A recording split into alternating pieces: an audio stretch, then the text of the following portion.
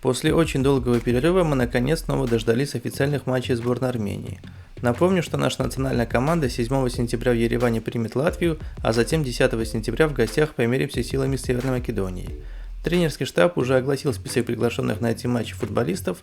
В этом выпуске разберем с вами, кого позвали и кто в какой форме, какой будет ориентировочный состав, а также в конце видео обсудим, кого не позвали и по какой причине.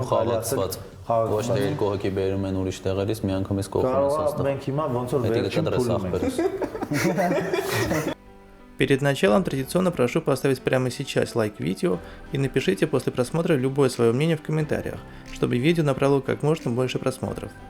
Начнем с вратарей. Их почему-то вызвано сразу 4 человека, хотя всем понятно, что выйдет только один – Огнен Чанчаревич. Его позиция не подвергается сомнению. С переходом в НОА Огнен стал еще более культовым футболистом для Армении, чего стоит один его гол Аику. Вызов Генри Авакяна тоже вполне уместен. Он вытеснил Пюника из основы Станислава Бучнева и является одним из тех, кто помог Пюнику дойти до плей-офф Лиги Конференции. Арман Нерсисян – молодой 22-летний вратарь из БКМА, с ростом 190 см, регулярно пропускает голы в чемпионате Армении, но это скорее особенности выступлений его клуба, а не его слабость. Считаю вполне уместным вызывать в качестве третьего вратаря молодого кандидата. А вот вызов Арсена Бегларяна я не совсем понимаю. Футболист в лучшем случае в этой обойме третий выбор по счету. При этом он потерял место в старте Арарата Армении украинцу Данилу Кучеру, довольно среднему вратарю, судя по матчам с Академией Пушкаш. Можно было на его место вызвать еще одного молодого кандидата на другую позицию. Но имеем, что имеем. В защите все имена нам знакомы. Наш капитан Вараздат Аруян постоянно играет в китайской лиге за Циндао Вест Кост. Все так же получает желтые карточки, а его команда находится в подвале турнирной таблицы. Тем не менее, Вато все еще незаменимый защитник и капитан национальной команды. Андрей Кализер стал наконец-то твердым футболистом основы в шведском Брумой Покарна, причем иногда выходит даже на позиции не центрального защитника, а скорее защитного хавбека. Георгий Гаруцунян, к сожалению, совсем не получает должного развития в Краснодаре. Клуб, который позиционирует себя как команду, делающую ставку на своих воспитанников, с приходом Мусаева закупился большим количеством легионеров. Георгий все еще выходит на поле только в кубковых матчах, а в чемпионате России он глухой футболист запаса. Если 2 года назад это было нормально, то сейчас, в свои 20 лет, Арутюнян уже должен сделать какие-то выводы. Он весь прошлый сезон выходил только на кубковые матчи, и нет никаких предпосылок, что что-то в отношении него в его родном клубе изменится. Да и надо признать, что его конкуренты по позиции, бразильцы Тормена и Диего, реально опытнее и банально выше классом. Если у Георгия болезнь Персяна, то можно сказать, что мы теряем самого перспективного нашего центрального защитника. Приблизительно то же самое можно сказать и о Степе Микарчане. С той лишь разницей, что в Осиеке ему регулярно дают шансы, но Степа чередует удачные матчи с провальными. Спасает только то, что в Хорватии умеют работать с молодежью и готовы давать им время для развития, так что Степа молодец, что перешел в Осиек. Все еще надеемся на его развитие. Сергей Мурадян в неоднозначной ситуации находится. С одной стороны, он потерял безоговорочное место в старте НОА, так как клуб пополнился большим количеством довольно классных для армянского чемпионата футболистов. При этом НОА вышел в групповую стадию Лиги Конференции, где молодой защитник наверняка получит свои шансы выйти на поле. Собственно, Руи Мота и так старается постоянно давать ему игровое время на поле, так что с учетом появления новых мастеровитых защитников НОА и матчей высокой интенсивности в Лиге Конференции можно ждать прогресса от Мурадяна. Напомню, что ему всего 20 лет. Наир Тикнезян начал сезон в Локомотиве на скамейке запасных, но сейчас снова вернул себе былую уверенность и результативность. Он по-прежнему топ-футболист для команды уровня сборной Армении. Очень хочется, чтобы Наир выдал еще один отличный сезон за Локо и сборную Армении и перешел наконец в топ-лигу. Напомню, что от Севильи было официальное предложение – бесплатная аренда с выкупом в будущем за 5 миллионов евро, причем сумму испанцы готовы были отдать частями. Естественно, Локо от такого уничижительного предложения отказались. Эдгар Григорян в отличной форме, выдал 4 довольно уверенных матча за Арарат Армению в Лиге Конференции. Жаль, что его клуб вылетел из дальнейшей борьбы, и теперь мы увидим его только в матчах чемпионата Армении. Эдгару 26 лет, уровень нашей лиги с каждым годом растет. Думаю, что вполне можно надеяться на его прогресс и возможный переход в более сильную лигу. Камо Гованесян кажется, что уже футболист из былой эпохи, той, что была при Озбелисе Мхитаряне. А между тем ему всего 31 год, и по факту он прямо сейчас сильнейший фланговый защитник армянского чемпионата.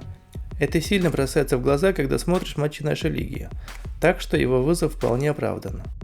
Давид Давидян тоже довольно сильный фланговый защитник для нашей лиги, однако он в этом сезоне уступает конкуренцию на своем фланге бразильцу Алимао.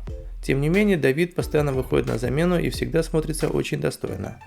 Также изначально был вызван Артак Дашьян, однако он получил повреждение в ответном матче с Ружом Бероком в Лиге Нации. По предварительным данным, речь не о травме крестообразных связок, как раньше сообщалось, а просто о мышечном повреждении, поэтому ожидается, что он вернется в строй в течение месяца. Вместо него на матче сборной вызван Эрик Пилоян из Урарту. В чемпионате Армении он отлично играет, а его команда пропустила всего 1 гол в 4 матчах. Но еврокубковые матчи Урарту показали, что к большим матчам Эрик пока не готов. В паре с Пилояном в защите Урарту играет и Эрик Симонян. О нем можно сказать все то же самое. Довольно хорош в чемпионате Армении и отлично смотрелся в матчах Лиги Конференции с эстонским Калевом. Но вот с командой посильнее чешским Баник Острава он выдал ужасные матчи. В полузащите у нас одно новое лицо. Речь об Араме Хамояне. 24-летний футболист выступает за БКМА, и, вероятно, его главное преимущество заключается в том, что он выступает на позиции опорного полузащитника, а это самая неконкурентная позиция в нашей команде. За исключением Иву, достойных кандидатов на эту позицию нет. Скорее всего, Хамояна в спешном порядке заявили вместо Тиграна Аванесяна из Балтики. О причинах его отсутствия поговорим в конце видео. Что касается Хамояна, думаю, он вызван авансом, и если ничего непредвиденного не случится, на поле он не выйдет. Эдуард Спиртян. Ключевой футболист нашей сборной, к сожалению, лично на мой субъективный взгляд, разочаровывает своим отношением к своей карьере. Повторюсь, это мое субъективное мнение, я не претендую на объективизм. Подробнее об этом я выпустил отдельное видео, которое вы можете посмотреть на моем канале. Если в 2 словах, Эдик по-прежнему незаменимый футболист в Краснодаре, теперь уже с капитанской повязкой. Судя по началу сезона, он не то что не развивается, а даже испытывает некий регресс, что заметно по его статистике. Это неудивительно, поскольку российская премьер-лига с каждым годом становится менее конкурентной, и играя против менее классных футболистов, Спиртян логично теряет ранее полученные навыки. С его слов Галицкий говорил ему, что если он сам подойдет и попросит трансфер на выход, то он его получит. Получается, наш футболист сам не решается этот шаг сделать. Как бы ни получилось так, что через пару лет к нему потеряли интерес все более-менее приличные клубы Европы. Пока все идет к этому. В любом случае ждем и верим в талант нашего парня.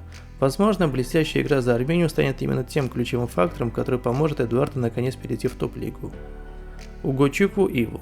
Восстановился после тяжелой травмы и снова один из ключевых футболистов Рубиня. Нигерийскому армянину необходимо провести полноценный классный сезон в своем клубе, и тогда можно рассчитывать на повышение. А пока он все еще лучше на своей позиции среди армянских футболистов. Ваган Бичарчан уже давно стал важным футболистом основы в польской Погуни. Ввиду финансовых сложностей его клуба, у армянских болельщиков были надежды, что Ваган уйдет в более сильную лигу. Однако, судя по отсутствию какого-либо интереса, как минимум еще один сезон он проведет в Польше. Бичарчан в хорошей форме, и с учетом отсутствия игровой практики у Севикяна, именно он главный кандидат на выход в старте. Что касается Эдгара, у него затяжной конфликт в Ференцвароше. Причем деталей конфликта неизвестно, но точно известно, что Локомотив вот-вот подпишет армянского полузащитника. Пока в аренду. Спустя более чем полгода можно констатировать, что переход Севикяна в Ференцварош был ошибкой. Так что надеемся, в Локо Эдгар будет зажигать как технезиан. Жерар Шагуян перешел из Арата Армении в Дебрецен в аренду, где в основном выходит только на замену на последних минутах. Как мне кажется, наши футболисты по старой памяти несколько недооценивают наш чемпионат. Тот же Венгерский мало чем лучше. Матчи Арарата Армении с Академией Пушкаша тому подтверждение. Думаю, Жеряру не следовало уходить из команды Минасяна. Он уже год потерял в Болгарии. Теперь есть риск, что потеряет еще год в Венгрии. В любом случае, думаю, он не в лучшей форме сейчас и навряд ли выйдет в старте или даже на замену. Лукас Зелараян по-прежнему один из лучших футболистов как в нашей национальной команде, так и в саудовском Аль-Фатехе. Чемпионат Саудовской Аравии только начался, Лукас, естественно, выходит в старте во всех матчах. Горман Вилян в отличной форме. Он один из лидеров НУА, который сейчас без сомнения флагман нашего клубного футбола. Очевидно, что вызовом Виляна это уже не аванс, а вполне заслуженное приглашение. Ждем от молодого футболиста такой же яркой игры за национальную команду, как за клуб. Хованес Арутюнян. Как известно, на правах аренды перешел из Сочи в Арарат Армению, где довольно неплохо проявил себя в Еврокубках и является одним из ярчайших футболистов не только своего клуба, но и всего нашего чемпионата. Тоже можно сказать и об Артуре Серопяне. Он, как и Ованес, ярко проявил себя в отведенных матчах за клуб в Еврокубках и, скорее всего, будет лидером Арарата Армении в этом сезоне. Номинальный нападающий у нас пока только один. Это Грант Леон Ранус. У одного из наших самых больших талантов явно проблемы в карьере. Весь прошлый сезон он не получал должного шанса проявить себя от наставника Боруссии из Мюнхен-Гладбаха. Этим летом на предсезонке он регулярно выходил на поле в товарищеских матчах и, что еще важнее, регулярно забивал. Это дало надежду нашим болельщикам, что в новом сезоне он все-таки получит свой шанс. Но Бундеслига уже стартовала, а Ранус даже в заявку не попадает. Хуже того, его даже не выпустили на кубковый матч против команды из 3-й немецкой лиги. Гранту уже 21 год. Ему жизненно важна игровая практика, иначе карьера его закончится, не успев начаться. И тогда лучшее, что его ждет, это рядовые матчи в чемпионате Армении. К сожалению, по непонятным причинам футболист этой зимой отказался от аренды в клуб из высшей лиги Голландии, а этим летом от аренды во вторую Бундеслигу. Посмотрим, успеет и захочет ли он перейти в другие менее престижные европейские лиги, где трансферное окно еще не закрыто. В какой он форме находится, Ранус? Совсем в средней форме, прямо говорю. Он рвется играть, он говорит, я хочу, это амбиции высокие, все остальное. Я ему прямо говорю, Гран, ну если там не играешь, я говорю, ну пойди в команду, говорю, другую, пойди в аренду, во вторую Бундеслигу, начни играть в какой-то команде, начни играть. Я говорю, я тебя буду вызывать, я тебе прямо говорю, что ты имел игровую практику. Ты, говорю, завод сыграл, говорю, 9 игр, 41 минуту. Говорю, Боруссия, может стоит, говорю, я не имею права тобой командовать. Твоя говорит, нет, я хочу играть в Боруссии Мюнхен-Гладбах. Я говорю, все, вопрос снят. Давайте прикинем, как будет выглядеть наш стартовый состав на ближайший матч с Латвией. Скорее всего, как обычно, будет тактика 5-4-1. Без сомнения, на позиции вратаря выйдет Огнен Чанчаревич. На правом фланге, думаю, мы увидим Камо Ванесяна. На левом фланге Найрет Тикнезяна. В центре вместе с Георгием Арутюняном и Вараздатом Аруяном, я думаю, выйдет Андрей Кализер, так как в отличие от Степы он сейчас в хорошей форме. В центре полузащиты уже привычные Угойчуку Иву и Эдуард Спиртян. На правом фланге атаки, полагаю, выйдет Вагам Бичахчан, поскольку Севикян не в форме, а Серопян все же уступает в классе этим двум. На левом фланге, естественно, Лука Зелараян. Ну и в атаке тут гадалки не ходи, выйдет Грант Леон Ранус. С учетом оплеухи от латышей в отборе на Евро, думаю, что в этом цикле Лиги Наций наша команда настроится как следует и победит со счетом 3-0 или 3-1. Ну и, как я обещал, обсудим, кого мы могли увидеть в сборной, но по разным причинам не увидим. Самая заметная фамилия – это, конечно, Тигран Барсигян. Он в отличной форме, затащил свой Слован из Братиславы ни много ни мало в групповую стадию Лиги Чемпионов, став всего лишь третьим после Манучаряна и Михайтаряна армянским футболистом, кто сыграет на этом этапе. Теперь мы сможем увидеть Барсигяна в матчах против Манчестер Сити, Баварии и Милана, но не увидим в матчах сборной Армении. Как вы все знаете, у Александра Васильевича Петракова конфликт с футболистом. Наставник считает, что Тигран ведет себя непрофессионально и портит атмосферу в коллективе. К тому же увлекается индивидуальной игрой, забывая о командной. Тут каждый из вас волен сам решать, поддержать такое решение Александра Васильевича или нет. Лично я полностью поддерживаю. Да, Тико сейчас в своей нынешней форме однозначно пригодился бы нашей команде. Но команда – это сложная система, где для успешного результата должна быть соответствующая атмосфера. А как она может быть хорошей, когда Барсигян позволяет себе вот такие высказывания в адрес своих партнеров по команде? Համակցված են։ Նու մենք հիմա ոնց որ ձևավորում ենք խաղացված։ Ոչ թե երկու հոգի բերում են ուրիշ տեղերից, միանգամից կողմն են սաստա։ Մենք հիմա ոնց որ վերջին փուլում ենք։ Честно, который печи. Если кто не понял, конкретно тут речь о Лукасе Зелараяне и Норберту Балекяне. Как, по-вашему, эти ребята должны себя чувствовать после таких слов? Перед глазами также эпизод, как Барсигян в шутку со всей силы ударил по заднице Кализера. Тому пришлось сделать вид, что все в порядке, дабы не создавать конфликт. Уж лучше у нас не будет одного хорошего футболиста, чем его появление внесет смуту в коллективе. Тем более, уважаемые любители Барсигяна, он не Месси, не Мбаппе и даже не Мхитарян. Давайте просто будем радоваться за успехи Тиграна в клубе. На Хурене Барямяне, думаю, долго останавливаться не нужно. Он футболист скамейки Ростова, выходит на замену на последние 15-20 минут матча. Очень приятный и веселый человек. Но если слова Петракова о симуляции им травмы для отъезда из сборной правда, а причин не доверять ему я не вижу, то тут невызов футболиста тоже понятен. Из обоймы у нас выпал также Саркис Адамян, к сожалению, потому что у нас и так туго с нападающими. Но футболист уже отказывался от вызова на товарищеские матчи по причине лучшей подготовки к матчам за вторую Бундеслигу в составе Кёльна. Отмечу, что подготовился он не очень, поскольку снова либо в запасе, либо выходит на замены на последние полчаса матча. Скорее всего, Петраков его больше не вызовет.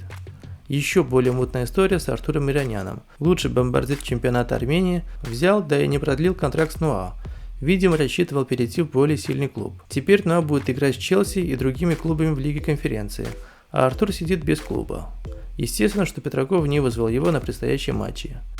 К большому сожалению, отказался от вызова на эти матчи Тигран Аванесян из Балтики. Как объяснил сам футболист, для него сейчас матчи за клуб в Первой Лиге России важнее, чем официальные матчи сборной Армении. Да, я ничего не придумываю, вот его цитата. Это решение мне давалось непросто. Понадобилось немалое количество времени, чтобы все взвесить и осмыслить.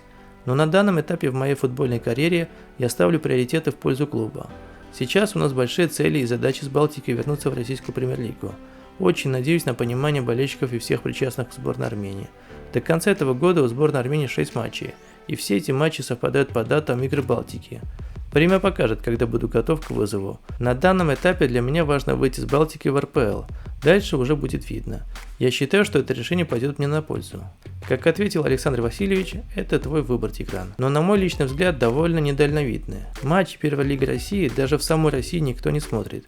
Кроме конкретно болельщиков Балтии, конечно. В то время как официальные матчи Лиги Наций смотрит довольно большая аудитория. И их показывают по ТВ. Также там присутствуют зарубежные скауты.